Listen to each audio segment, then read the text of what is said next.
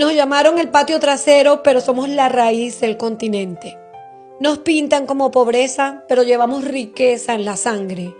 Nos llaman migrantes, ilegales, cifras en sus estadísticas, pero en cada paso llevamos historia, cultura y dignidad. Latinos no somos un número, ni la mano barata, ni el silencio que esperan. Somos Caribe, Andes, Pampas, desiertos. Somos el español, el portugués y el guaraní. Somos los que levantan ciudades que no nos quieren reconocer y que lo escuchen bien claro. Cuando nos quitan la voz, inventamos el canto. Cuando nos cierran las puertas, abrimos caminos.